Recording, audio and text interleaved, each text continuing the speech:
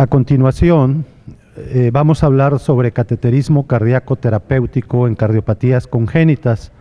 El doctor José García Montes, él es médico intensivista pediatra, cardiólogo pediatra, hemodinamista pediatra del Instituto Nacional de Cardiología Ignacio Chávez, y nos va a hablar sobre cateterismo terapéutico.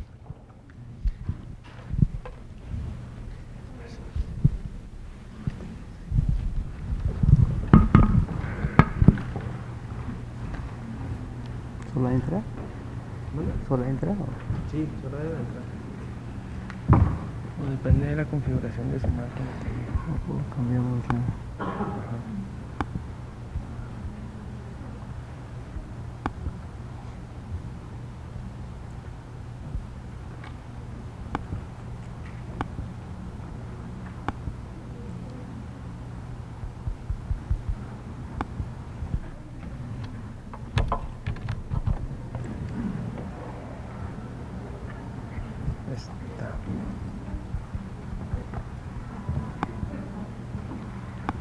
Este doctor es la línea roja, es el láser. El apuntador. Ajá, ¿línea roja? Sí, de aquí adelante y atrás.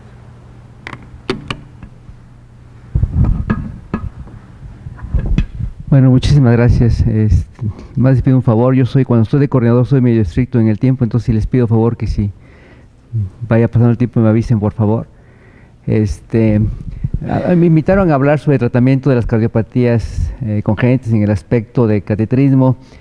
Sin embargo, si vemos un poquito las cardiopatías, puede ser que una sola patología puede ser un motivo de una plática, de una charla, y hay que recordar que el intervencionismo, la verdad es que ha venido a ocupar un papel importante en las cardiopatías congénitas, de tal manera que con los ecos o con la resonancia, con la tomografía, ya no tenemos muchas normas para decir quién se va definitivamente a un tratamiento quirúrgico, quién se va definitivamente a un tratamiento intervencionista.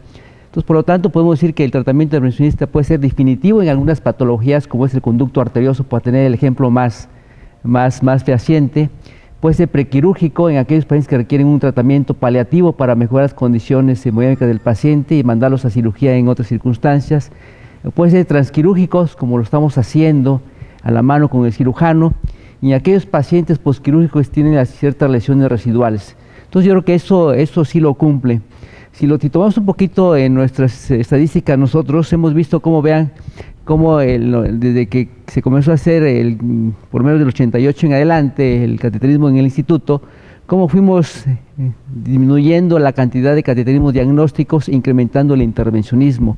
Creo yo que en algunos lugares pueden decir que el cateterismo diagnóstico pasó de moda. Eso no es cierto. Ya tenemos patologías complejas que, independientemente de que tengamos buenos métodos no invasivos, todavía quedan ciertas dudas, y lo que no han podido medir exactamente son las presiones pulmonares, que 2 milímetros puede ser la diferencia entre un buen candidato o una buena evolución en el posquirúrgico. Entonces ya tenemos cardiopatías simples, como una CIA o un PCA en pacientes grandes o adultos, que requieran un cateterismo cardíaco para ver la respuesta que tiene o no. Por lo tanto, yo creo que nunca va a dejar de ser el cateterismo diagnóstico una arma importante en el aspecto de la cardiología congénita. Vean, si lo vemos desde un punto de vista en cuanto a tratamiento de las cardiopatías congénitas en nuestro hospital, vean cómo prácticamente el 50 o un poquito más del 50% lo hacemos por vía intervencionista y los demás lo mandamos a cirugía.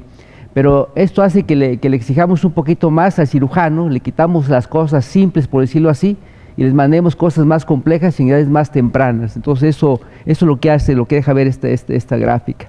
Entonces hay que decidir si lo mandamos a la sala de hemodinamia o lo mandamos a la sala de cirugía en un aspecto, en una forma conjunta que tenemos de tener en todos los grupos de esto.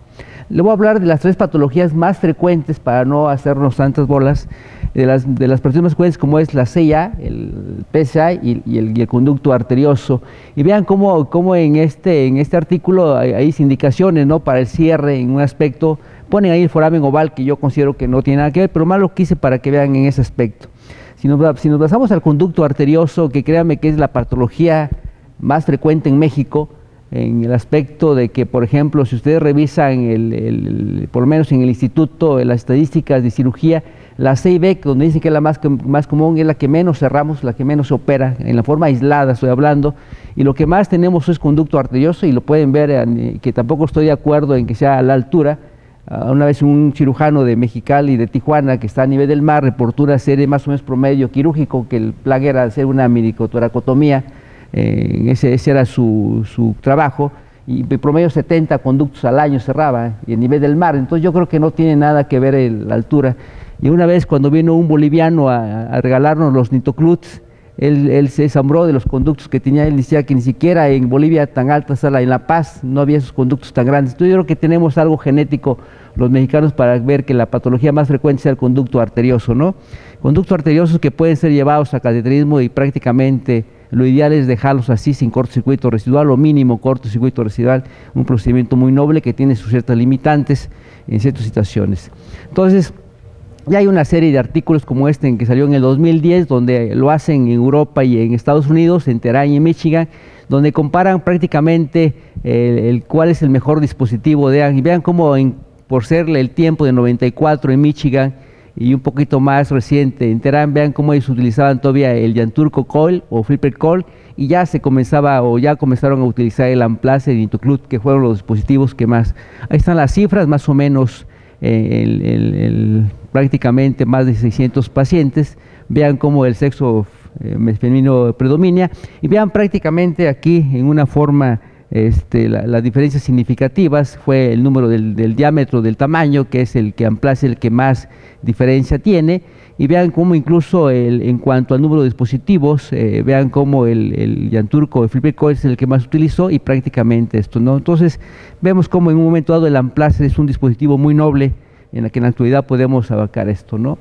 Y vean incluso las complicaciones, ¿no? Prácticamente no hubo ninguna complicaciones, no de funciones, que es lo más importante, y vean las embolizaciones que prácticamente utilizaban por el tipo del dispositivo con que eran cerrados, pues, prácticamente el COI. Vean cómo ellos no reportan ninguna embolización con el dispositivo Amplace, prácticamente es esto. En el instituto no usamos coil más que en conductos menores de 1 milímetro. Los de mayor de 2 milímetros prácticamente los usamos con otro tipo de dispositivos, prácticamente no usamos mucho coil nosotros. Entonces, por lo tanto, tenemos esto. Vean incluso también el conducto hipertenso, que también es algo que podría decir que puede ser un motivo de no hacerlo. Vean cómo en esta serie que reportó el doctor Zaval de nuestro grupo, vean, en ese tiempo llevábamos ya más de 800 pacientes, en esta época, sobre todo en los últimos años, que es donde más hemos cerrado, y vean prácticamente el 20% tenían HP mayores de 50 milímetros de mercurio. La edad que está promedio y el diámetro, pues, son conductos grandes, medianos. Y vean, esta es la tabla de las presiones, de la sistólica y la media.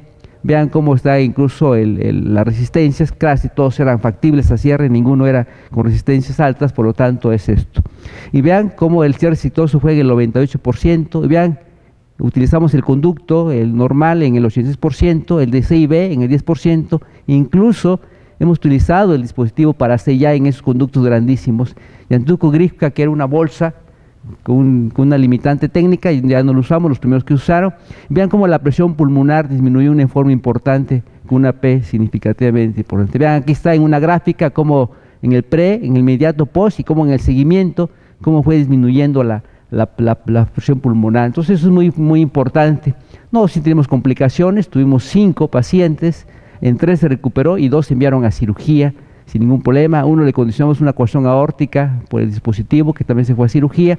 Y el seguimiento, la verdad es que tenemos un buen seguimiento, más del 80%.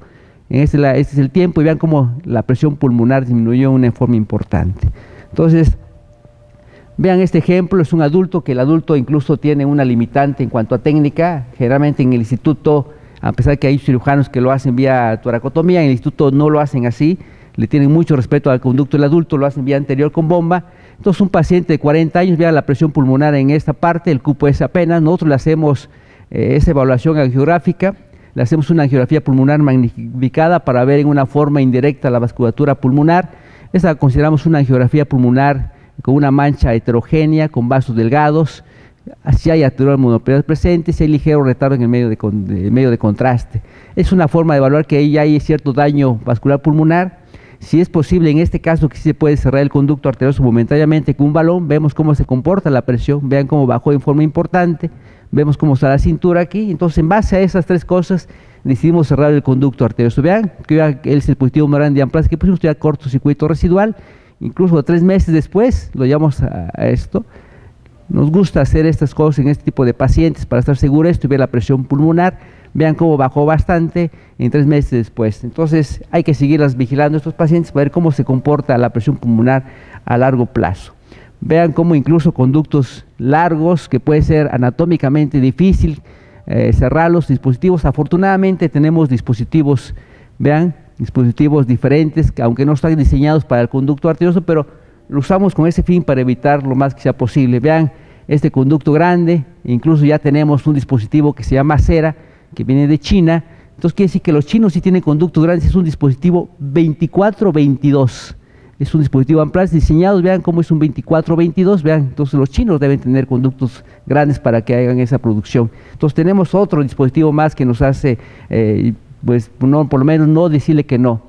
Otro defecto es la CIA, que también es una cardiopatía frecuente, que es muy noble, que posiblemente por eso no lo llega tan seguido a esto. Pero vean cómo el eco, ya con este eco nos da una visualización mucho mejor de la forma para decir esto, ¿no? Nosotros lo hacemos todo con eco intracardíaco, defectos pequeños, con buenos bordes. Es lo ideal tener este tipo de dispositivos, de defectos, para tener una gran tasa de éxito.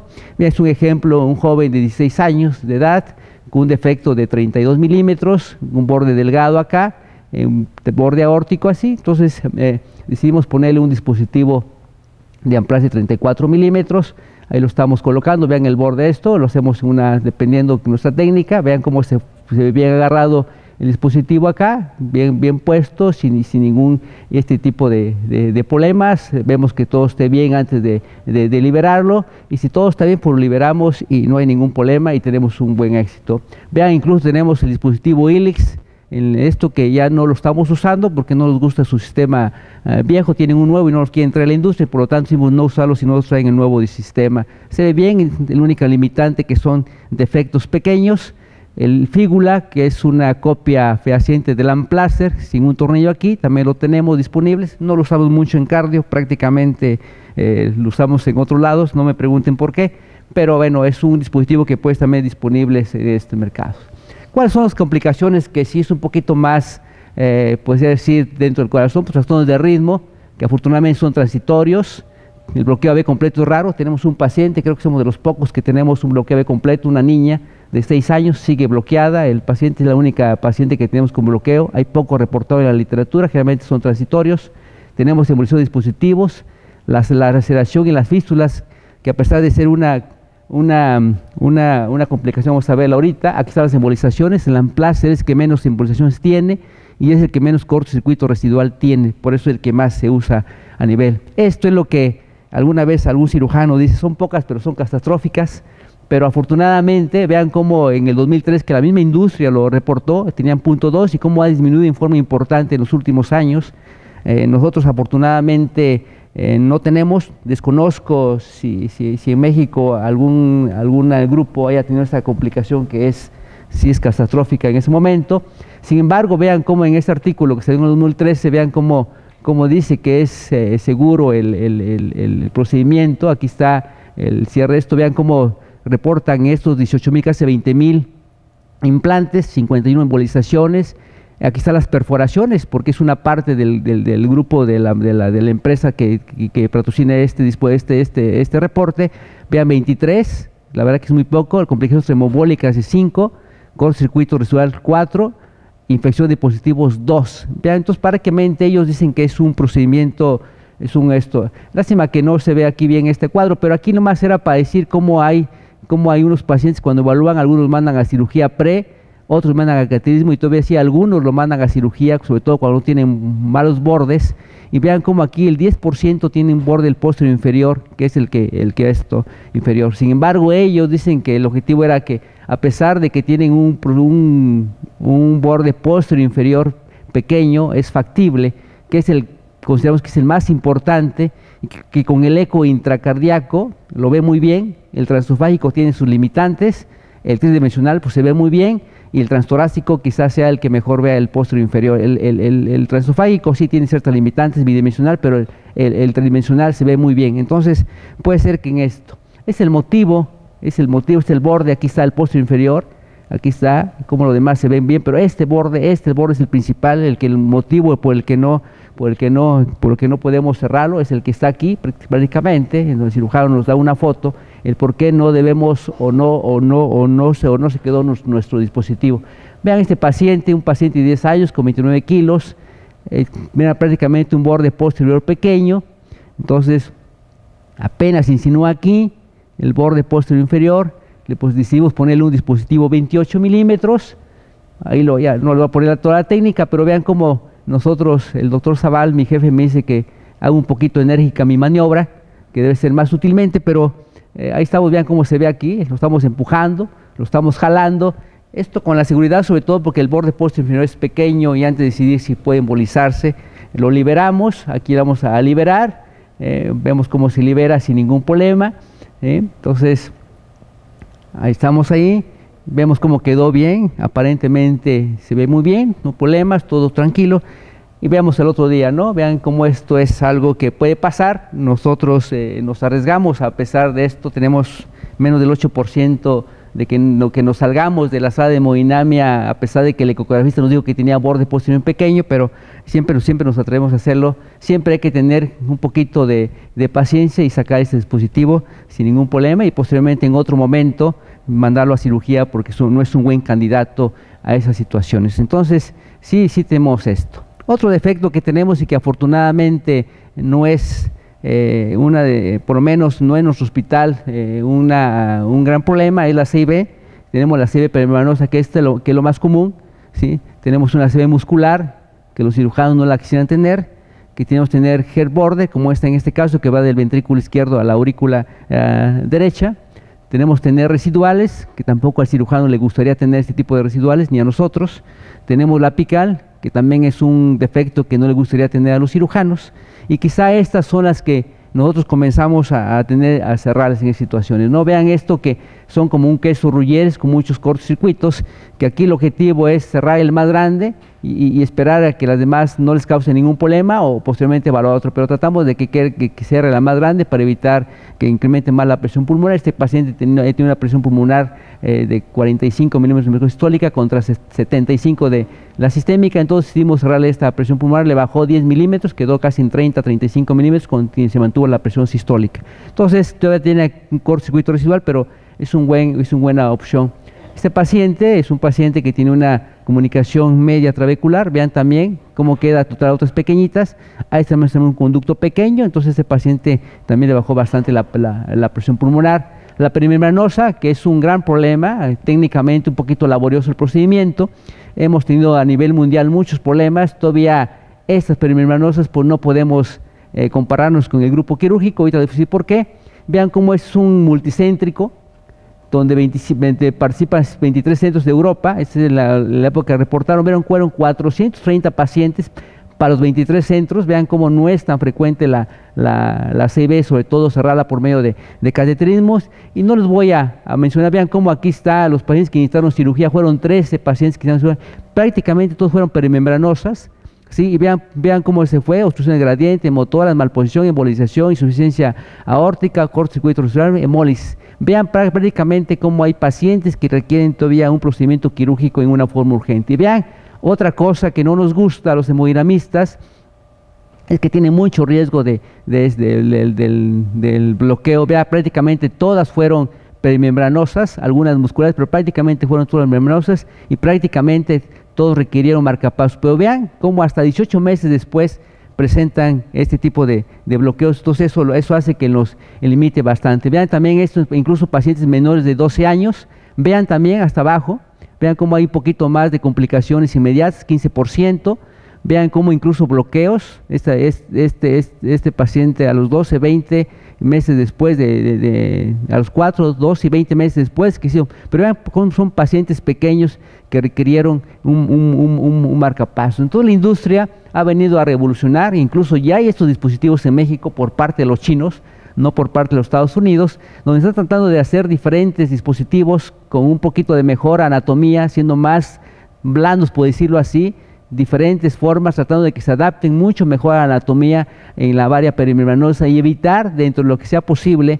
complicaciones de la válvula aórtica, de la tricúspide y del sistema de conducción. Entonces, eso es lo que uno espera, ya lo tenemos en México disponible este dispositivo, es cuestión de comenzar la experiencia. Nosotros somos muy cautos en cerrar las CIBs, seguimos cerrando las CIBs, pero les seleccionamos muy bien a los pacientes en ese tipo de cosas. Vean cómo siguen modificando, tratando de evitar que tenga un compromiso con la válvula aórtica, en este caso, cuando está muy cerca del anillo aórtico. Entonces, creo yo que puede ser todavía en estudios estos. Vean, les voy a dar dos aquí estadísticas de nosotros. Vean cómo en el 2011 hicimos 740 pacientes, de los cuales 63% era cateterismo, y vean, cirugías, se hicieron 90. En ese año teníamos problemas en el quirófano, de todos modos no hacen. Vean cómo cerramos 132 pacientes. Vean, la mayoría con Amplaces, pero cerramos con CIA, con Coil 5, Amplaces BD2, Nitoclut y Plug 2.6. Vean, y cirugía nada más, 3 conductos, fueron 3 pacientes. Y estos 3 pacientes en este año fueron neonatos, menores de 2 kilos. Nuestro paciente más pequeño de Amplaces son 2.5 kilos, es un recién nacido de 28 días. Y tenemos menos de 15 pacientes menores de 3 kilos. Prácticamente los neonatos prematuros no los metemos, generalmente en este año fueron las cirugías por lo que se hizo de otro hospital. En cuanto a la comisión intraauricular, nosotros cerramos 17 pacientes, cirugía cerró 17 pacientes, todos en este caso sin bordes adecuados, ¿sí?, para llevar a cirugía, ¿sí? Y nosotros cerramos 54 pacientes, 52 con Amplace y 2 con Ilix. En cuanto a la comunicación interventricular, cirugía cerró 13, vean cómo no es tan común como una patología aislada, la CIB, y nosotros cerramos 7, fueron 6, 3 primariosas, 3 auriculares, bueno, la posinfarto que no podía catalogarse como esto, pero cerramos una en ese año. Y vean defectos asociados a la cirugía, cómo tiene más defectos asociadas, 17 CIA y 6 con PCA, 4 con CIA y CIB, 2 pacientes con los 3 defectos y un paciente con CIA y PCA. En resumen de ese año, vean cómo el 22% de las cirugías fueron por defectos simples, incluyendo aisladas o asociadas, y nosotros, el 93% de esos defectos, juntando los pacientes, prácticamente el 77% los cerramos nosotros, y estas son nuestras estadísticas. Si nos vamos al 2012, vean, aumentó un poquito la cirugía, aumentó un poco el cateterismo en cuanto a intervencionismo, ¿sí? Y vean, nosotros hicimos 155 pacientes, aquí están con todos los dispositivos, es la gran ventaja que tenemos, este dispositivo, quitando al Amplace de CIB, todos los demás los tenemos en la sala ahí disponibles en cualquier momento, lo único que no tenemos disponible es la CIB, pero todos los demás dispositivos tenemos. Aquí se fueron 2 pacientes en cirugía. Déjeme decirle que nosotros no mandamos un paciente a cirugía, sino le intentamos antes cerrarlo con algunos dispositivos. Estos 2 pacientes, uno fue un neonato, un lactante de 3 meses, que pesaba 5 kilos, que hemos considerado que no era adecuado, consideramos que tiene un gradiente de 15 milímetros de mercurio entre el istmo y la aorta descendente. Cirugía no le hizo nada a la zona de coartación, y lo más le cerró el conducto, según él le midió el gradiente y no tuvo gradiente. El otro paciente fue un paciente que se embolizó, un paciente de 12 kilos, que tenía 3 años, le puso un dispositivo Cera 2022 y a pesar de eso se embolizó y la verdad es que no quisimos trabajar y lo mandamos a cirugía sin problemas. Fueron los 2 pacientes que fueron en este año, en el 2012, a cirugía del conducto arterioso. Comunicación intraauricular cerró 18 pacientes en cirugía, nosotros cerramos 70 pacientes, aquí están los dispositivos, fue una sella fenestrada y consideramos que fue mucho mejor con esto. En cuanto a educación intraventricular, cerraron 13 pacientes, nosotros cerramos 8, 3 primarios y 5 trabeculares. Entonces aquí están las cirugías en forma combinada, efectos asociados, aquí están, y nosotros tuvimos 2 pacientes con defectos asociados, que no es común hacerlo. En resumen, igual, vean cómo prácticamente del total de estos defectos, que fueron 300, prácticamente el 20%, ¿sí?, y en comparación al 80%, aquí 78 o 82%, se comparan este tipo de cosas. Entonces, como verán, en resumen, estamos tratando de corregir todos los defectos simples, por decirlo así, evitando llevarlos a cirugía y dejar al cirujano, vuelvo a insistir, a procedimientos más estos. De vez en cuando, alguien podría decir que el hemodinamista y el cirujano no tengan una buena relación, que se puede ver fea, pero yo creo que podemos trabajar juntos los los cirujanos y los hemodinamistas en beneficio de las cardiopatías congénitas, y vean cómo prácticamente en estos pacientes ya reportados en cuanto a defectos trabeculares, que muchas veces puede ser no un problema, no imposible, pero sí un problema técnico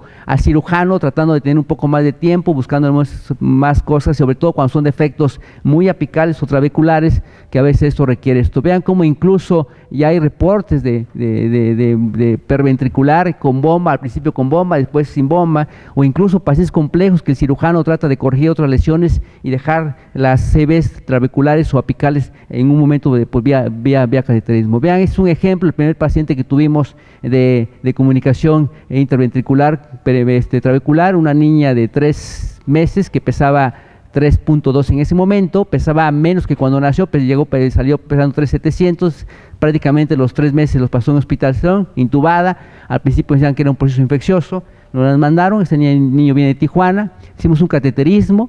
Vean como una comunicación intravehicular media, atractiva para el hemodinamista, no tan atractiva para el cirujano, pero el cirujano decía que posiblemente no tenía ningún problema en cerrarla. Sin embargo, pues era un niño pequeño, desnutrido, con un proceso infeccioso activo. Entonces vean cómo está hipertenso, con gran QPS, un gran salto simétrico en el tronco pulmonar. Aquí están las presiones y vean este defecto. Entonces, por la condición del paciente y el peso, el tamaño del paciente, problemas para meter una guía, un introductor largo, bombas, y decidimos hacerlo en conjunto, ¿no? Vean, aquí estamos evaluando el eco, este es un eco transesofágico, el cirujano nos expone la pared libre del ventrículo derecho, y aquí con su dedo del cirujano, del hemodinamista, estamos viendo dónde puncionar para que quede lo más perpendicular al defecto interventricular. Aquí está otra vez la mano del cirujano, o el dedo del cirujano, tratando de ver cuál es la punción de esto. Es una jaretita del cirujano, en la pared libre donde consideramos, pasamos un introductor, con mucho cuidado de no lesionar la pared libre del ventrículo izquierdo. Siempre aquí está la camisa, y después decidimos poner el amplace. Este es algo que fue nuestro primer dispositivo que pusimos. Estamos muy poco habituados, como lo estamos sacando casi todo, no estamos viendo en una forma adecuada. Aquí está el dispositivo, todavía sacándolo todo, entonces ahí lo vamos a recuperar. La parte central, después atraemos un defecto muy grande. Es un 16 milímetros de diámetro entonces tenía 26 ese disco, un neonato, un paciente que parecía neonato, pesaba 3.200, aquí estamos liberando el otro disco, para que quede bien, valoramos bien que las válvulas atrioventriculares no quedan ningún problema obstructivo, y después eso lo liberamos. Y vean prácticamente sin ningún problema, esto es el niño ya con incluso un mes después de estubar, vean cómo estaba, y vean un año después este paciente. Entonces, nada más para terminar en esta sesión, nomás quiero decirle qué tan importante otro ejemplo de los cirujanos, paciente con derivación cardiopulmonar que tiene una estenosis en la rama izquierda, ya después de la derivación cardiopulmonar es una jareta en la rama derecha, estamos ahí, vean cómo está el campo abierto, tenemos un equipo de fluoroscopía en nuestro quirófano, y vean cómo estamos aquí viendo aquí la zona de estenosis, pasamos la guía, hacemos una predilatación, ya está aquí los pacientes con las cánulas, ahí estamos posicionando el stent en una forma adecuada, ahí vamos a insuflar el stent, ahí entregamos el stent, todavía hay cierta estenosis residual en su tercio medio, valoramos muy bien, vemos que podemos darle otra dilatación con un balón un poquito más grande, sin embargo todavía persiste esto. Después de esto, pues ahí está. Bueno, entonces es un ejemplo de que el objetivo era hablarle nada más de los 3 defectos que podemos tener, y vean, esto sin comerciales con la doctora. El problema es, la pregunta no es cuánto dejar, como la técnica ya la dominamos, decimos es un niño que pesa 6.5 kilos, postoperado de una de la transposición de grandes arterias con reducción de rodetes subpulmonar, con bloqueo. Entonces el problema aquí, insistir, es que nosotros hacemos una angiografía en todas las venas antes de colocar el marcapasos. Vean qué tamaño es el marcapasos. Nosotros sabemos que no tienen, solamente en condiciones especiales dejamos un cable. Generalmente todos tratamos de dejarlos en doble cámara, tratando de hacerlo en el tracto del ventrículo derecho. Y vean que el problema es, con el tiempo, la pregunta es cuánto dejamos de cables, ¿no? Porque no sabemos cuánto se va a desarrollar este paciente. Yo espero que dentro de unos 5 o 6 años no tengamos problemas técnicos para este tipo de cosas, pero yo sí creo que es una buena opción el marcapasos endocárdico bicameral.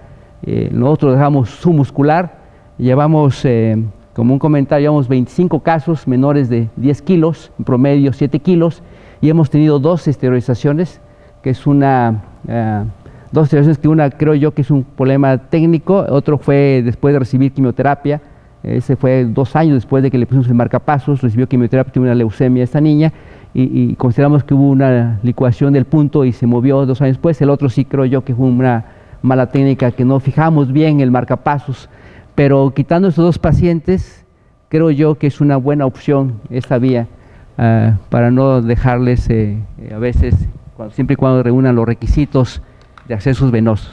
Gracias.